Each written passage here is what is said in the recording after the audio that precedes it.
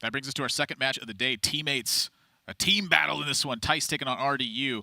And I'm looking forward to this match because, one of the things that I've seen so much from RDU lately is what Fino was talking about in his interview, which is just the positive mental attitude of like approaching the situation from where you're at and taking it one step at a time. You can't just think about your record and get yourself down in the dumps. You have to approach it from a healthy perspective. Otherwise, that entire match it's going to be weighing on you, and you're going to be thinking about it. And we've seen it affect players, and they've spoken at length about how it's affecting them when they step into a match and how stressed that they are. So I'm curious to see how well RDU is prepared for this one, and if he can overtake it. Because for RDU, for the rest of the season, I think he's in must-win territory. Yeah, I think it was very nice to hear from RDU that he was in positive spirits when we spoke to him last week. Last week was a very good week for the relegation threatened amongst us, as Fino and RDU both massively in need of wins, both pick one up. But it was interesting because we saw him tweet a couple of weeks ago, I've been starting to question whether I even belong in Grandmasters. Like, am I on this level? And like, that's ridiculous, RDU. Yes, of course you are. Of course you're on this level. You've been, a single game away from incredible World Championship performances, and then going back before that system, like you've been winning tournaments before most people who are watching this right now have even been playing Hearthstone. Like, it's absurd. Of course you are. But to go from tweeting that kind of message to then the place we saw him when we interviewed him on camera last week, like that's great to see because, as you said, making sure that the positive mental attitude is a thing, as much of a cliche as that is, like it's very real when you're faced with the level of stress that relegation can put on you in Grandmasters. Totally agree. We can take a look at RDU's lineup and see what we're in store for in this one. Something else to speak about with RDU is that the longer that we are in the presence of a metagame, the stronger he becomes over the course of that, because by his own admission, he's needed a lot of reps on decks to really understand exactly where the footing is. And so now that we've approached this point where we're 5 weeks in, I feel like RDU has finally started to get his footing where he feels he understands the matchups to the potential he needs in order to compete on this level. So I would say in the first 3 weeks, perhaps that tweet that he sent out, he might have been right in that. But sure, you give him enough time and he's going to figure it out. He's going to come correct and show you why he got to Grandmasters in the first place. Yeah, it's also something that I've heard RDU comment on. You're right from a play perspective that he feels like he needs time to learn matchups, but also from a deck building perspective, I've heard him say things like, I'm not an innovator. I don't come up with these crazy new decks out of nowhere, but what I do think I'm very good at is taking an existing deck and saying, no, this card's wrong. This card should be this card. Just little fine tunings, little tweaks just to get things optimal. So again, that's something that plays in more and more as a metagame evolves. He's better in a position later on in the metagame than he is early. Yeah, and so for Thijs taking on RDU in this one, he's got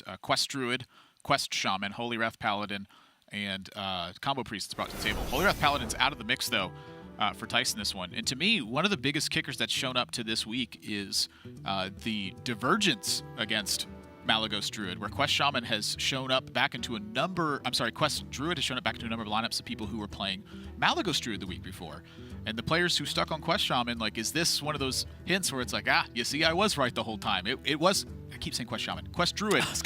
Quest Druid keeps rotating back in. Like, is this one stronger than the Malygos Druid? I'm glad you didn't just pass that question back to me without clarifying, because you said Quest Shaman and Quest Druid so many different times, I had no idea what you were asking. This is the trouble when Malygos Druid gets introduced, is then I want to call them all Malygos Druid from there. Right. And so when I say the word Quest, it just instantaneously becomes Shaman in my words. Like, yeah. I'm thinking Druid in my head. I know that. So I've been a big fan of just Malygos Druid from a fun perspective. It's a deck that I've just been choosing to play just for the entertainment of it because I think it's sweet. I'm not necessarily convinced that it's the better bring than Quest Druid, just because the increased quantity of hands that just do nothing. Like Malygos Druid, their deck basically does two things, and it's, well, three things. They nourish, they play Oasis Surges, and they kill you. Like, that's all their deck does. If they don't get to do those things, if just the Nourish is buried, if the Oasis Surger is buried, suddenly the deck can just look like it's flailing around and falling flat on its face with this handful of dead cards. Quest Druid does have a good pile of dead cards in there as well, but there's just those couple of extra little drops in the form of Scenarius or whatever else that you can play out just to keep your opponent occupied while you're trying to dig for those must-have cards. Care to hear your fortune? Alrighty, you kicking things off with Priest. Thijs on the Druid.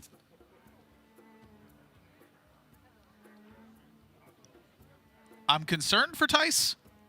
I feel like I would have started Priest. Well, RDU had what available to him? Priest, Shaman, Druid? Yeah, what's the punish for starting Priest in that position, I guess? Tempo Zephyrus. Not going to work. Nope. So the question for RDU would be about Wrath. Not in hand, but drawn. Right. If Thijs is willing to contest with the Zephyrus, my guess would be he'd be willing to Wrath this. So you throw in the kicker that Worthy Expedition is a 2-of in Thijs' deck. I want to coin this turn. But if you're going to coin, where does that Beaming Sidekick go? So you're saying if there was a Wrath in hand, Thijs would have skipped the quest this turn to Wrath the Cleric? Yeah, I think if you're willing to contest it with Zephyrus, that would be my idea. Because Power Word Shield and Beaming Sidekick plus the extra arms on coin, you take away your potential to kill the Northshire Cleric sometimes if any of those cards are in hand. Okay. I think the Wrath just becomes less likely. Still a chance that it's there, but in this spot, it's not. I think RDU read that situation correctly and is now a pretty massive favorite as a result. Little bit concerned about this positioning with Nephset Ritualist in hand. Let's say Crystal Merchant comes down from Thijs on the following turn, and all 3 minions trade into it, and you play the Nephset. Don't you want to be healing the Cleric and the Tol'Vir? And not the Psychic? Maybe not. Maybe you're scared of swipe, and you're happy with 2 health minions, and you don't want 1 health minions. Yeah, I also... I'm not convinced that Crystal Merchant's that big of a threat, personally. I think the real threat from Thijs' side is that he just doesn't have time to really build up against big threats, right? Like, let him draw cards. You're going to draw more. If I can do a thing that stops my opponent drawing Oasis Surges, I'm going to do it a lot of the time. Don't get me wrong, if I have like Divine Spirit in a fire here, then yeah, like the Crystal Merchant can just sit there, I don't care, I'll smash him in the face. When my board is just things that I need to protect for a long period of time to get value out of them, yeah, I want to shut down the card draw a lot of the time. But I don't think any of that necessarily changes the argument on the positioning anyway. It's just like you might as well give yourself the option, right, with the positioning. And again, maybe he was thinking about it and he just doesn't want to get swiped with a 1 health minion. I think that's justifiable. There's a few things. In the light's name. I watch the player cameras a lot. Anybody who's listened to me for any length of time knows that. Just something about watching Thijs just take a sip of tea. It's very calming and comforting. Yeah. Like RDU's camera right now, he's looking stressed and worried. Even though he's got a massive lead, he's like, don't blow it, don't ruin it. Yeah.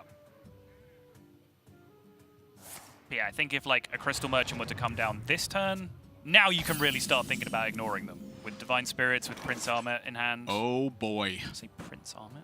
Who is that?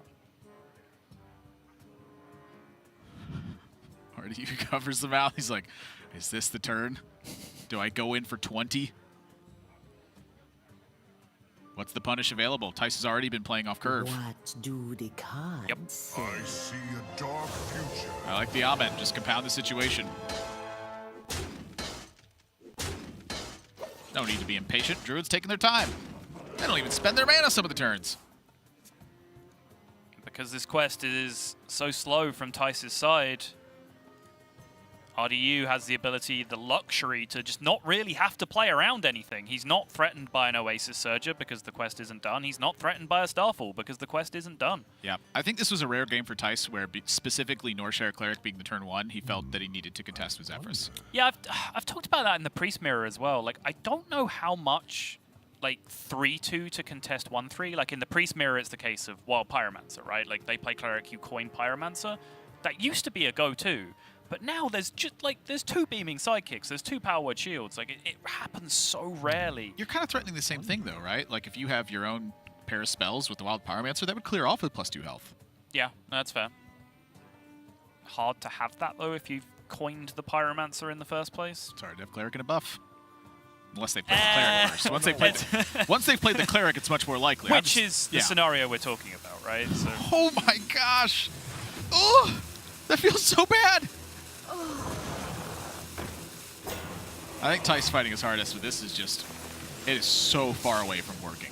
It is. I think that play makes sense in the spot that he's in, though, right? Just, okay, there's an Armet on board. I can't deal with it. I just have to deal with the next best thing, which is kill the cleric. Make sure there aren't a bunch of minions being drawn this turn that also come down with 7 health. Look at Ardiu's face. His hand is godlike. Have you found lethal this turn, Admirable, while I've been talking? 1, 2, 3, 4. Buff, so you heal the thing. You don't have lethal this turn because 2 of your mana gets committed unless you draw a circle of Power healing. Shield draws silence or circle of healing? Yeah, so the start would be Power Word Shield then, in which case let's start with that one. Yep. Not lethal. So the best thing you can do now is probably just still load up the Amet in some way, or load up the Injured Tolvir. The real only kicker you can get punished by for loading up on Divine Spirits would be Word the Expedition into Keeper of the Grove. Yep. But if that's possible, are you interested in waiting? Like, think about how much punish can be received if you decide to use Divine Spirits this turn. If that's the play that happens from your opponent, like, you still have this Light Warden, you still have another 2/8. You could even go in on the 2/8 and say, I still have an Armet in the world where that happens. So instead, do nothing. Interesting. That's game. Just wanted to heal because the trade with the Light Warden was just too effective. I guess that makes sense. Yep, super clean. There's a copy of Mind Control Tech in Thijs' deck as well, which makes this play from RDU even more sensible. Behold, jewels of the sun. Game 1 RDU, a strong start and the perfect finish. Yeah, remember what I said about times you don't want to draw trade into a Crystal Merchant? This is one of those times. 32 you instead. Kaboom. It's a horrible matchup. So hard for Druid to interact early. I think generally when the Druids have done that kind of thing against me, I've been happy with it just because I feel like I can go card for card with Druid for as long as I want. It's only when they're playing cards that are overpowered that becomes a problem, right? Like, and you yourself are doing that as Priest very often. yeah, I mean, of course, when you're playing Priest, every card you play is overpowered. No, it's just the way the deck works. It's the way that all the synergies line up, really, is what it is. Like, Yeah, the yeah. cards themselves are, like, pretty individually poor. Yeah. It's just like you combine 2 of them together and you're like, whoa, that's so good. And Right. that's the whole deck. But the spots where I've struggled against Druid as Priest is you have to make a decision around turn 5 when they've completed their quest fast.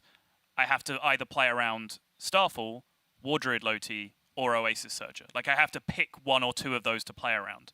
Because sometimes you just get those hands where you can't play around everything. You can't manipulate the health in every way that's perfect, and then they just have the one that beats you. Now, that doesn't sound like an appealing game plan if you're from the Druid, but the matchup is just kind of that bad that I think sometimes that's just what you have to hope for. Yep, you're going to have some amount of bad matchups. And so my question for Thijs there was the Q of the Druid in general.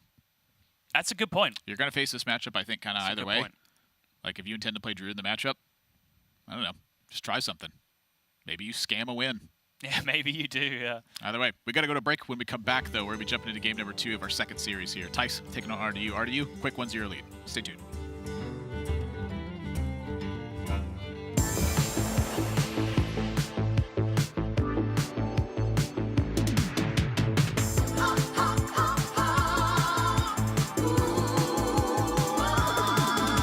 The shadows are rising again, darker than they've ever been.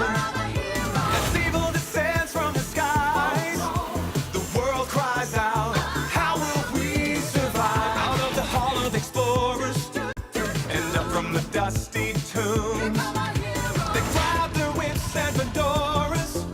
These legends of the past know exactly what to do.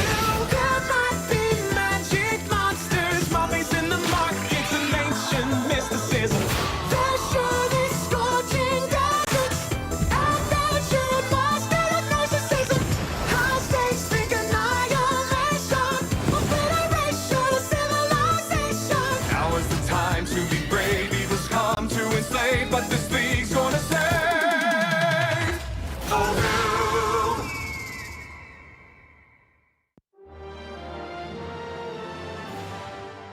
My name is John Westberg. In game, I'm orange. How I came up with my username, there's really no interesting story about it. I just always really liked color orange. What Grandmaster means to me, it means a lot of things. I've been enjoying these past few years like no other. It's been the best years of my life. But starting off from square one each and every year has certainly been quite brutal. But finally getting like some recognitions and like, hey, you guys are the top players in the world of this game. It really means a lot to me. It makes it so these past years of work has definitely been worth it. What I'm looking forward to most about the Grandmasters experience is definitely that I get to compete every single week against what is considered to be the absolute best players in the world. The thing I played most throughout the years has definitely been mid-range decks. A deck that takes on an aggressive role against slower decks and takes on a defensive role against the faster decks. To prove myself that I really make it among the best is if I make it to the global finals. It's a pretty big goal. It's going to be very, very hard. I think this might be it. I think this might be my time to really shine.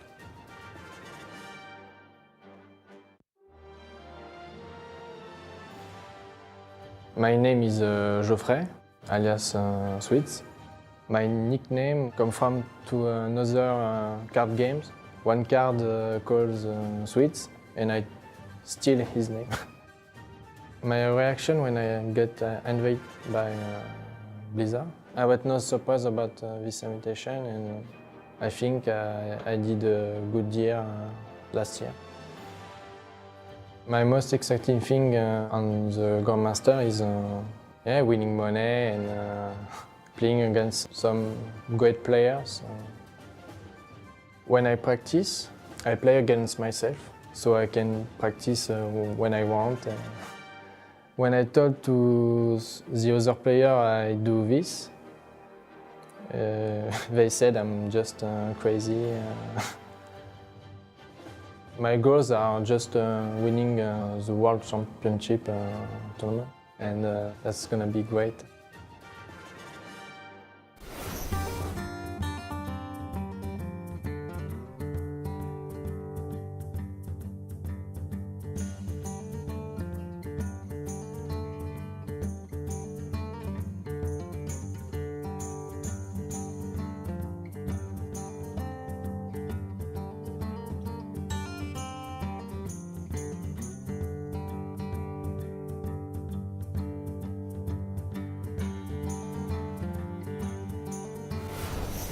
Welcome back to Hearthstone Grandmasters for Europe. We are in our second match of the day here, and it's in week number 5. I'm Nathan, that's Admirable Zamora, joined by Simon at Sottle Welch, and right now RDU is out to a 1-0 lead versus Thijs, where Thijs is going back to the Druid, and RDU is going with Quest Shaman in game number 2.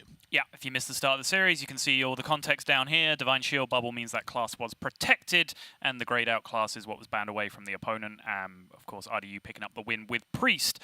We had some questions over Q order. We had a question or two in terms of play, but I mean, question is about as strong as I'm going to get with any of that. Like, end of the line, bottom line is just, it was a bad matchup, and he got beat up, as you should in a bad matchup. Yeah, and so for me, what it tells Thijs is that he is perhaps on the boat of confidence, like the momentum belief thing. Both these players, I think, have that mindset, too, where it's like the mentality going into a match matters, right? Thijs is looking for a third game outside of a Priest matchup that's very relevant. So if he's able to win this game right here, then suddenly he has Priest in a favorable position versus the rest of RDU's lineup. And that mentality can affect players. I feel like if there's one player who's perhaps thinking about something like that, that Thijs would definitely be on my radar for it. Well, if he is able to reverse the series, then we'll have the opportunity to ask him. Also faced with a very rare opportunity here. The old coin crystal merchant into Quest on 2. Yeah, this is how I've tended to do it when I have both of these on coin, with no innervate, that is. Against Shaman specifically? Against Shaman specifically. Yep. Or pretty much any deck where like one health stuff becomes vulnerable. Sure. Yeah. So pretty much Shaman. I was going to say, how many other decks is that apart from Shaman? Paladin sometimes. They play Novice Engineer on one. You don't want to get chipped. Oh, okay. That yeah. I thought you were talking about like Murloc Paladin. I was like, no way, right? Well, I know your thoughts on Murloc Paladin. Yeah, that deck sucks. Ooh. That's an interesting pickup. If you hit the Crystal Merchant, it means your 2/1 lives, but then you don't have anything to do.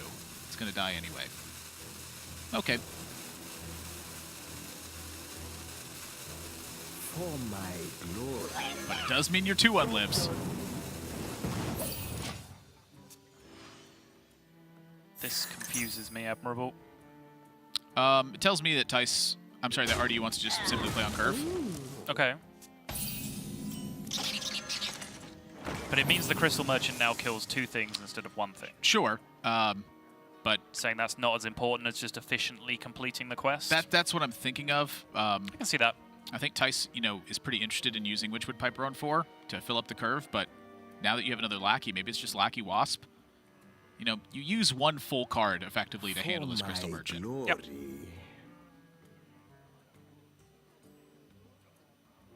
It's kind of awkward, but I see it. For those not following that train of thought, if he doesn't play the Kobold Lackey and deal the 2 damage, then Thijs trades the 1/4 into the 1/2, and then he kills it with the Kobold Lackey as opposed to the other way around, where it eats both halves of the card. But I definitely get down with the idea that, you know what, just spend your mana, be efficient, get the quest done. Yep. I think going into turn 6, 7, whatever in this deck against Quest Druid and not having the double up battle cries is a recipe for falling behind very, very quickly. That's been my experience as well. Get the quest done. Behold, jewels of the sun. Ooh. Love drawing cards.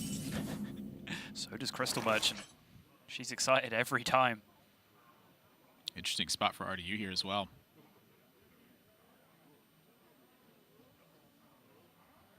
She's on 4 right now, right? Yep, 4 out of 6. Wow, there's a lot of different ways to do this. Deloa, speak to me. My first instinct was face Slosher.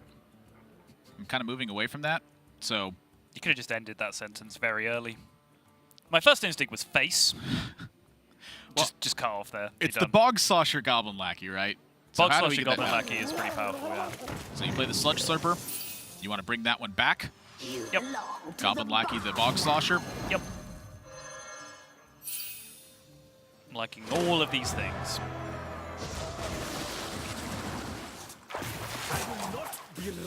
Now the onus is on Thijs to get some stuff done.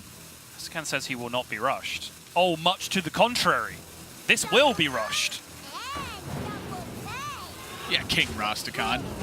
You dummy.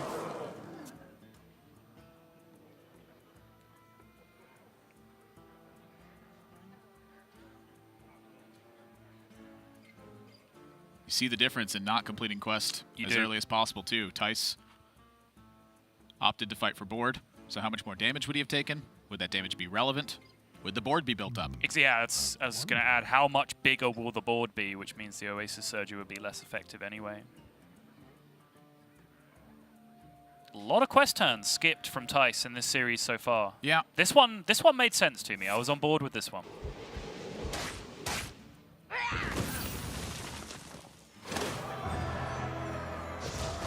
I'm pretty interested in the swipe over the Wrath. The Wrath still cleared off 2 things as well. And I feel like swipe is an important card in the matchup because the board gets wide. Low T in hand as well. Yeah, that's another question mark I have. Oh, Titanic Lackey. I'm seeing a Witchy Lackey too. Like you could save that for Mogu, or you could upgrade this to 6 and then Titanic Lackey it. Witchwood Piper is just... wow.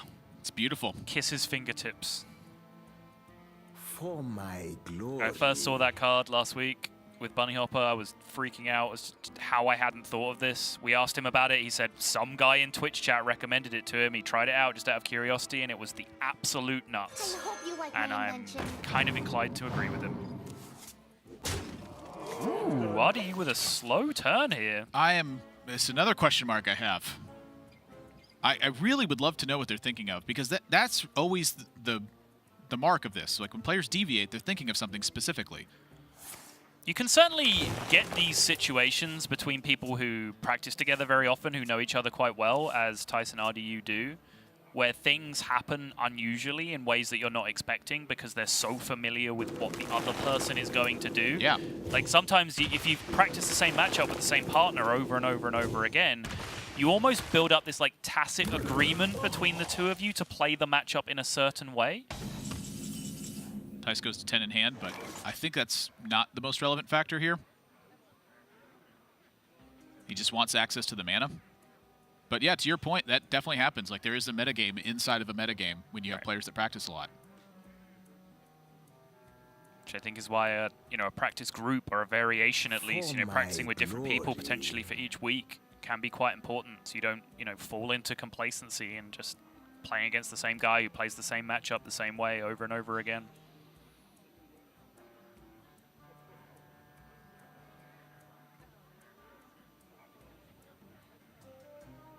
For my glory. It's interesting, right? Like, RDU presented a board that was kind of weak to just an Oasis Surger swing turn, and Thijs' response was not to Oasis Surger it. Kind of speaks to like that kind of relationship that the two know each other very well and just know what's going on both sides. I feel like you gave them that liberty, though, with creating a weak board. Oh! No! That's the worst one! Oh, the burn was not pretty either, though. Yeah, that's the board's a 1-1s. They won't be at some point. Oh, the high reek. Oh, gosh, Yeah. it pains me. It's still kind of trolly, right, when you get a high reek. Not like, obviously it's kind of trolly for RDU. It's also kind of trolly for the opponent because you still have to kill it. You can't just like let them evolve that again on the following turn. I was thinking Bog Slosher. Yep. Sure. Nice board full of 5/5s.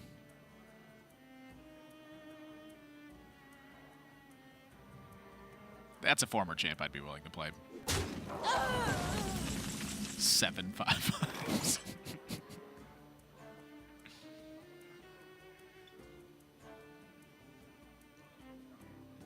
As it stands, I've become a bit afraid for RDU.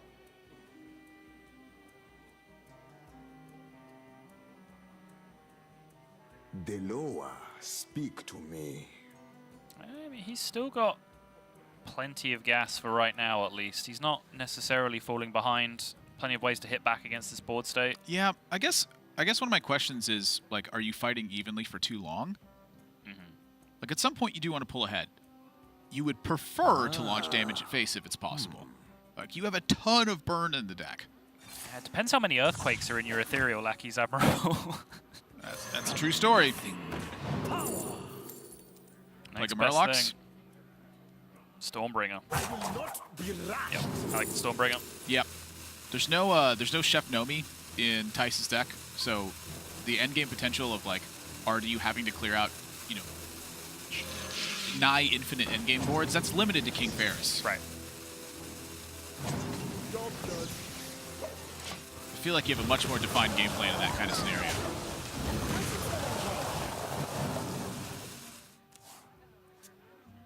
Oh, that 8-drop being a 1/1 though, the difference that could have made.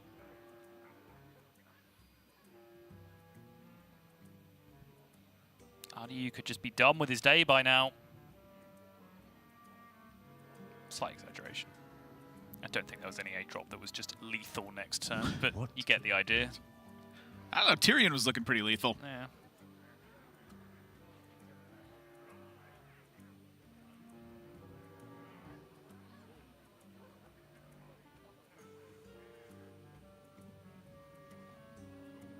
Nothing lining up super well here.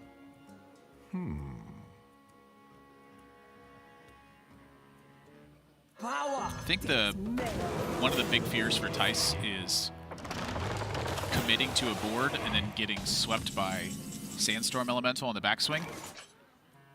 So trying to proactively work against positions, use weaker cards to try to open up his own turns to use Oasis Surge or to use Starfall. Sure.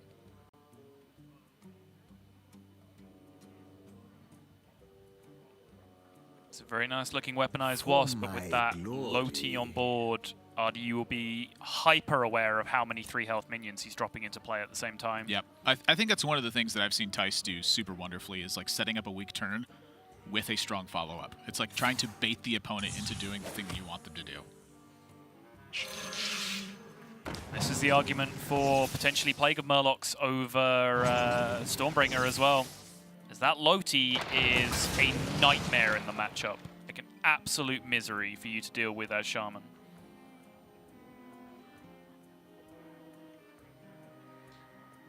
I like what this is indicating about RDU's game plan, though. It's kind of where my head is at this game as well. I think RDU needs to be grindy here. I don't think he's getting out of the line, getting over the line with any kind of damage system. This turn's gonna hurt, though. This turn's gonna hurt. He needs a good outcome. Voltaic Burst to go with that Stormbringer is huge. Lava Burst, I have questions. Could have taken Feral Spirit. He has a hand that gives him a guaranteed 4-minion Stormbringer.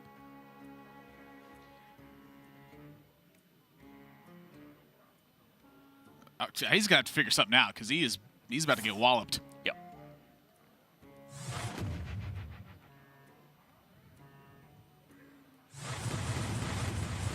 This all started with Thijs not using the Oasis Surgery. He wasn't feeling pressured or prompted to do so. He went with the Nourish instead. And you can take that back a step earlier as well. RDU had a very light turn of pressure, which meant Thijs didn't feel pressured into using the Oasis Surgery. Had an option for a stronger turn of pressure Yep, as well. Exactly.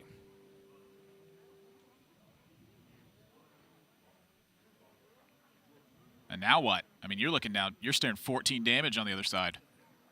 Thijs has got a big grip at that. Like, if you wanted to signal that this game was going to be tough, like, what just happened was the key to that. The divergent path between the Stormbringer pick and the Plague of Murlocs pick is massive here.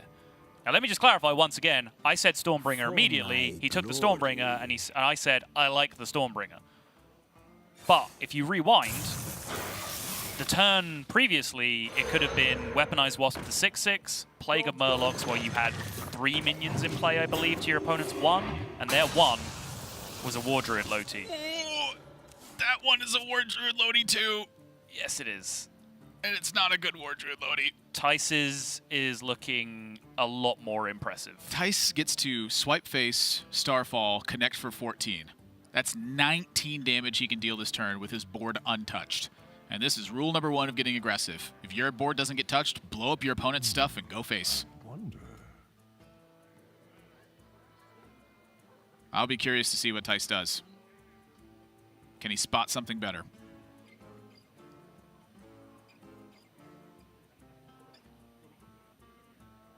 If my opponent goes for a Desperation Stormbringer like that, I'm thinking this board is in the clear. Yeah.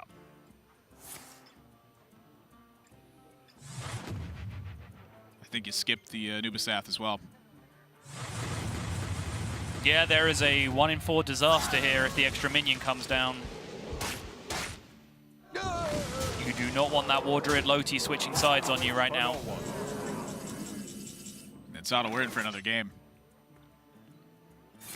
Overloaded for 1. You get to go up to 12. You roll the mutate. Lava Burst to 5/5. Okay, sure. Something. I guess we keep going. Crazier things have happened, but only 3 of them. Possibilities. I love possibilities. Why are we whispering? It felt dramatic. Fair enough.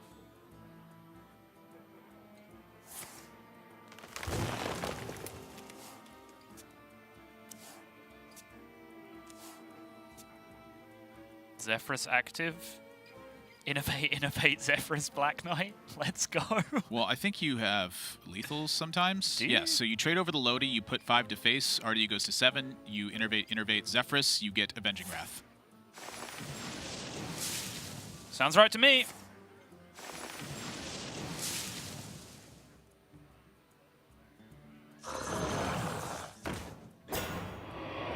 I guess it's actually just miss lethal. It's not going to matter. It's a pretty tough damn lethal to spot. Admirable spotted it. I have spotted that because I have experienced it. Not on my side.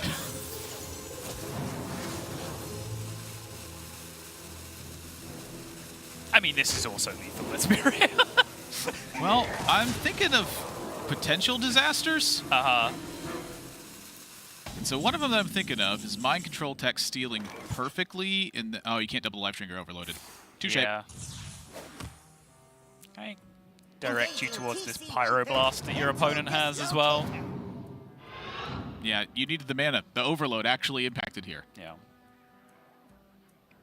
Because as the Steel Sword set up, if you life trigger to 13, are you still alive in that spot?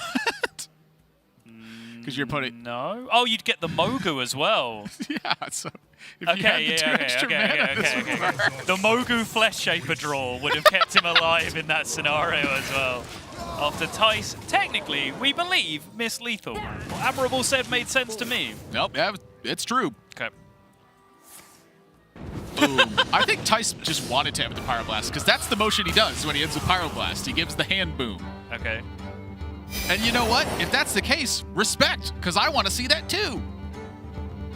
But real talk, he had it on the previous turn. Either way, it's so rare that RDU is going to be able to climb out of the circumstance. And so for me, the linchpin of that game to look at is the turn that RDU decided to develop weak into the 6-mana Nourish. If he develops stronger, can he prompt Thijs to do something else, or in the face of Nourish, punish Thijs stronger for not using it?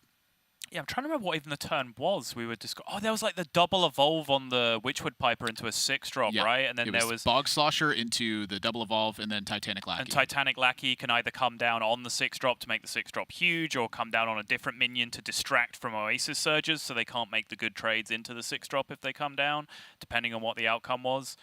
Interesting. It definitely, like, RDU definitely kind of relegated himself to a position of being behind, which is not necessarily, in my opinion, a bad thing in the matchup. Like I said, it can depend on what you get out of your Ethereal Lackeys and all kind of that thing, like how many Ethereal Lackeys you get in the first place on top of that as well. But then, interestingly, and again, I fully supported this pick at the time, so I totally understand where it was coming from. When putting himself in a position where he's playing a little bit from behind, he then took like a I'm ahead card with the Stormbringer instead of a Plague of Murlocs, which is more of a kind of I'm behind card. So it's definitely like, it was very clear because of what happened the turn immediately afterwards, how the game would have been different if Plague of Murlocs was chosen. But it was exactly the picture you painted, where you pick one of the three. Starfalls, Swipe, War Druid, Lodi, Oasis Surger, or what have you. What do I play around, right? And he played around, I think, the Oasis Surgers. Yeah, the Oasis Surger, I think, in Thijs' spot was weaker than it could have been. Is someone injured? So what do you do? Well, you pick the one and it didn't work. Yep. And so now we look down. We had questions about Thijs not using Priest in game number 1, but suddenly that momentum has shifted. And he is Priest for game number 3.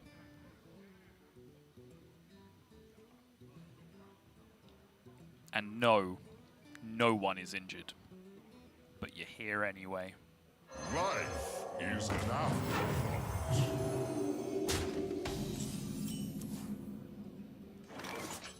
All right. How do you scam your way out?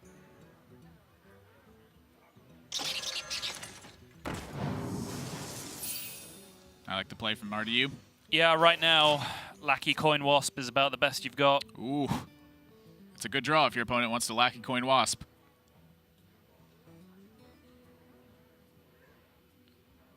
And that's exactly what RDU's thinking about. Thijs was far more interested in finding ways to protect this Nausea Cleric. Wanted a buff. I must consider. So I guess that's a good question. Should you draw naturally this turn? Right. Instead of the Acolyte? Right. I like the Acolyte because you're expecting a Wasp to come down, take your 2 cards. But at the same time, you find a Beaming Sidekick, or you find a Power Word Shield. That could drastically change. Yep. Heck, even like an injured Tol'Vir. You have a Circle of Healing in hand. Just, there's so many possibilities. Priest is a very strong deck, but it's a very tough deck as well. Quickly.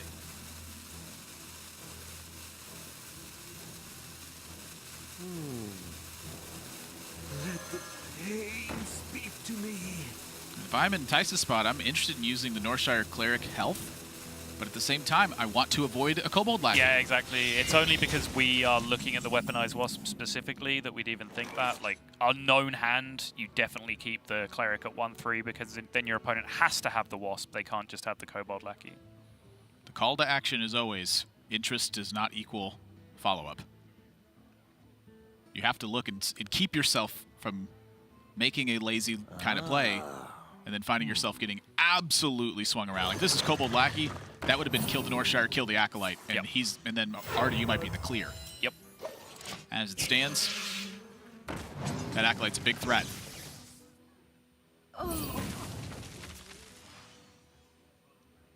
As is this Armet.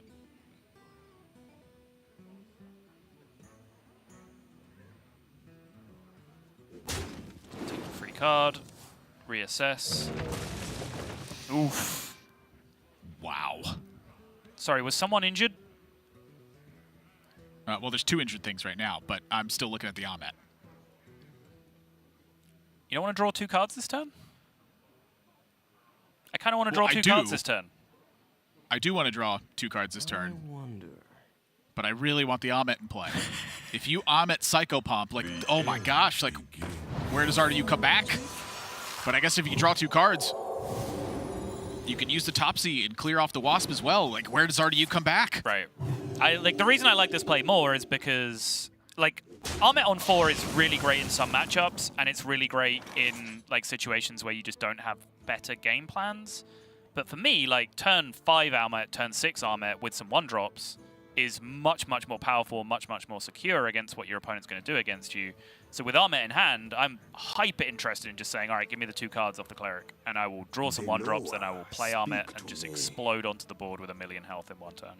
I feel like Thijs has done a good job of avoiding like little tempting spots that seem so appealing. I think it's a lot of trouble that I personally have had, you know, playing Priest, is I see so many different things and I'm like, oh, I want to do the cool thing. I want to Ahmet the Psychopomp. Don't get fancy, get good.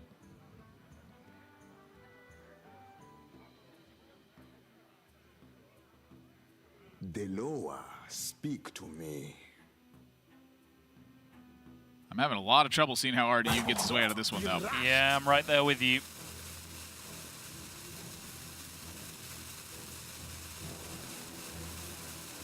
Shout out to RDU, by the way, catching the message to not play Golden Lackey Generators.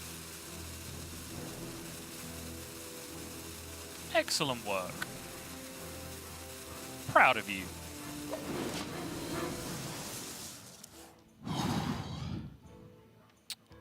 This is not going to get better. There's the 1-drop.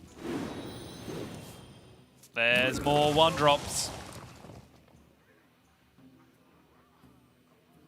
So now Thijs, in big neon lights in front of his eyes, is just seeing the words mind control tech.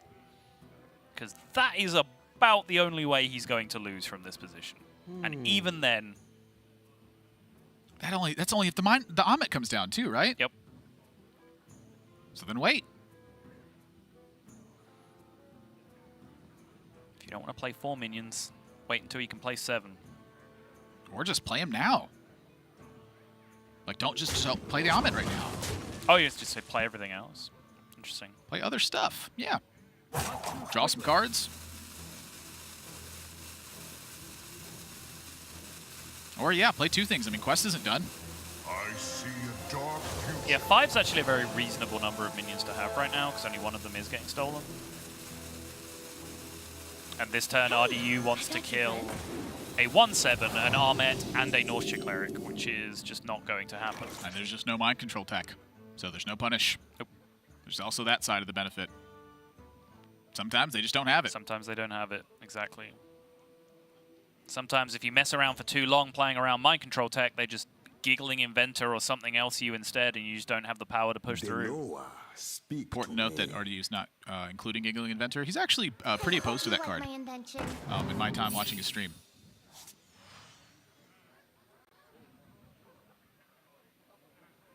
Tell you what else he's going to be opposed to. This game. Master of Magics. Sick.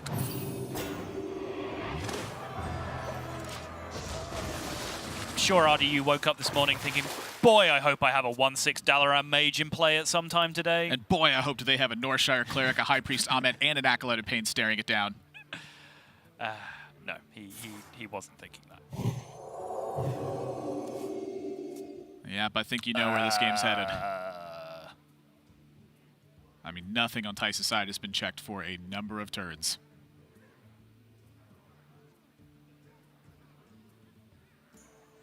Take the Acolyte draw?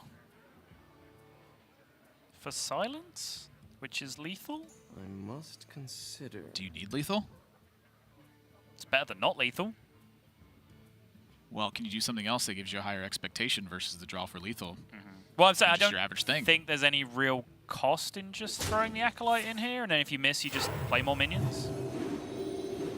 Like a shot at lethal is a shot at lethal, Oh right? boy. Not too quickly.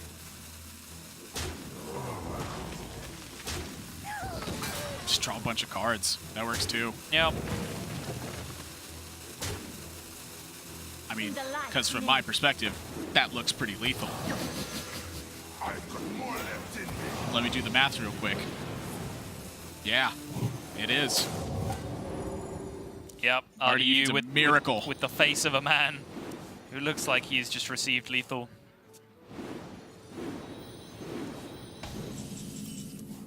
No hope. 2-1, Thijs. 2-7, RDU.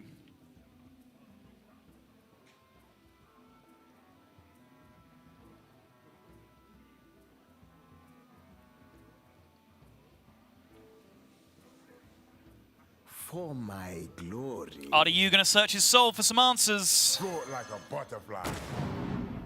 I don't think a 5-7 taunt is getting close enough.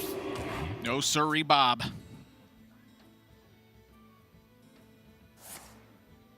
Are you going to make it as quick as possible? Nothing but respect for each of these competitors amongst each other. So congratulations to Thijs. This was also a needed win for him, as you know he's been having a bit of trouble in this season. It moves up to 4-5 now, though. He's now hunting down that middle of the pack, trying to secure that record as we approach this final stretch in these next 3 weeks. Playoff spots are going to get defined, and so these wins are crucial. And you can see the impact of just individual wins like that can have on the standings. If RDU wins that, he's then tied record with Thijs. He's essentially just caught someone else up on the list as he's been sat down at the bottom of the division staring up at people hoping he can hunt them down. Thijs would have been another check mark off the list if he'd have been able to do that. But the reverse of that means that RDU just falls further and further away from, you know, getting himself into that mid-table position where he can have some security going into these final 3 weeks. Each game that goes by that's not a tick in the W column for RDU just kind of relegates him to the idea that he's going to be facing a relegation battle. All right, and then Thijs is ready for an interview now, so we can go ahead and get him on. Thijs, can you hear us? Yes, perfectly. Well, good. Congratulations on your win here. A big one for you because this separates you from the rest of the pack here. But I imagine there is a bit of bittersweetness here with you two being teammates. Talk to me about having to prepare for a teammate in an upcoming match. Yeah, it really sucks when you play against like your teammate, and especially me and RDU. We just practice every week together. In week 1, we decided to just separate the practice as it was week 1, a new format and everything. So we were like, yeah, it's week 1, let's just do it our own way. But now we practice together. So we had a similar lineup that we think is just very good against the field. And yeah, it could have gone both ways. This time it went my way. So we had a question about your queue order actually in this game, where you led out with the Druid. Is that right? Is that what happened? Which only had kind of like mediocre matchups across the field, and we were kind of expecting to see a Priest Mirror in the opener. Can you do you put any thought into that kind of stuff? Can you talk to us about what you were thinking if you do? Yes, well, first, like queue order, it's all like a little bit who does what. Right. But for me, I felt the advantage in the series for me was in Druid. I am pretty convinced that I'm just very good at the moment with the Druid deck that I'm playing, and I'm very very prepared for a Druid Mirror, for a matchup against Shaman, even against Priest. So I felt like if I want to win the series, like the Priest will probably get out anyway. I just want to give myself the best shot for Druid. And so kind of talking about lineup building, we've seen that like Holy Wrath Paladin really mixing into a lot of players' lineup, and yours included this week. I felt like this deck is pretty tough and that you need a lot of reps on it. With the streaming schedule that you have, how difficult is it for you to get a lot of reps on a combo deck like this? I mean, for me, I have been playing OTK Pally for like 3 years. Maybe it was first the more Beardo OTK. We had the Horseman OTK. Now we have this OTK. So I've been always a little bit familiar with it. But some matchups are very difficult in this meta with all the quest decks around. So, but hey, I stream a lot. I play a lot of Hearthstone. So I think I made a little mistake last week, and I was really sad about that. But I think the deck is very difficult, but it's definitely for me something that I shall be comfortable with. Yeah, how dare you question his ability with meme decks? Have you I didn't seen question it. I said, how do you get the reps? So I want to ask about Malagos Druid as well. Like, while we're talking about OTK decks, we know you as like a freeze mage player. You say you've been playing a bunch of OTK Paladin. It seems like Malagos Druid is a deck that should like scratch an itch for you, but you are just playing like the regular Quest Druid. Have you tried it much? I just feel Quest Druid is so good at the moment, or I just feel so comfortable with it. Like, if it was another class, I would probably consider playing Malagos Druid, but I just feel so, like, it's just such a deck for me, and I just feel, yeah, like, all matchups, I just know exactly what to do, and I think it's also good that you go with, very comfortable picks here and there as well, especially at the end. And so now we're moving into the back half of the season, where all the matches are going to be replays at this point. Is there anyone you're looking forward to facing? Are there any shade you want to throw at anybody? I'll take the role of Sottl in this point of the interview. Anybody perhaps that you're not looking forward to facing as we go into these next 3 weeks? I'm really looking forward on my match on Sunday, as I'm facing Colento again. And we have been like competed for 5 years. It was always like being very close to each other. After some time, we were like 12-12 against each other. I know there was at some point a stat line. But now he has recently won 3 games in a row against me in GM. So that has to change Sunday. Well, what are you going to do to make that change? How is it going to change? I want to know the result right now. I want to hear what your precognition says about this upcoming match versus Colento. 2-1. I might like at the first game, might go his way, and then again like this 2-0. Just short and sweet and to the point. Yeah, why not? Get him to throw some shade, Sottl. I want to hear Thijs firing shots. Even I will not try and bring shade out of Thijs. Thijs is too nice a guy for me to even do. All right. Well, Thijs, thank you very much for your time. It's always a pleasure to hear from you, and I'm looking forward to seeing that match against Colento on Sunday. Thank you. Man, pro tip for someone who's very good at stirring the pot, you've got to pick your battles. Thijs is not the guy to go after. Thijs has personally messaged me and said that during the interview process, if he wants to get outside of the box, we can do that. I'm trying to figure out how to do it. He's too educational. He's too nice. All right. It's not a criticism. It's tough. I've tried my hardest. Fair enough. We'll figure something else out, Thijs. Maybe we could plan a skit or something. Like a short film festival thing. Those are always like 2 minutes, right?